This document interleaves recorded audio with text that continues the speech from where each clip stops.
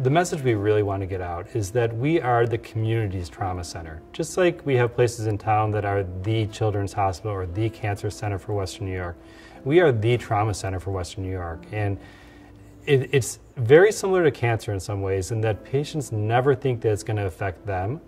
Similarly with trauma, no one ever expects that they're going to need a trauma center. No one gets in their car to drive to work thinking that this is the day they're going to need a trauma center to help them survive an injury. In our emergency department, our volume has just increased year after year, and by midday, we have every room in the department full, and we have to start putting patients on carts in the hallway. Our treatment rooms are old, they're not comfortable, they are beaten up just over wear and tear over the years. So we have spaces in our emergency department now that have curtains to use to keep patients in a somewhat private space, but it's not truly private. Our waiting area is small. It's not a real comfortable waiting room. The entrance in our department is problematic. The ramp is functional in that it gets patients up to our department, but beyond that, it doesn't really do much good. It creates a lot of problems for us with parking. It creates problems for patients when they have to park at the bottom and walk up the steep ramp. In a disaster setting, the ramp would be really challenging. It would become a parking lot, unfortunately.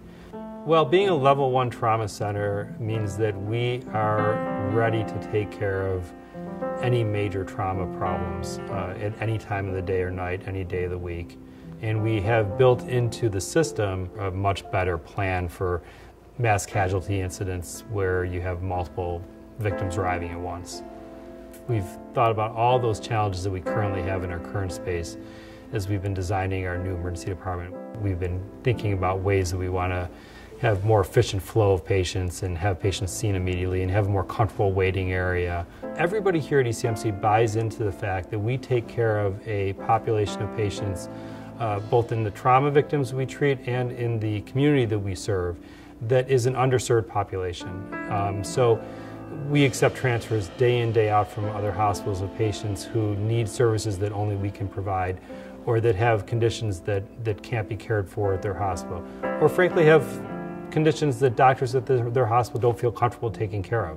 So being a level 1 trauma center involves a lot more than just calling yourself a level 1 trauma center.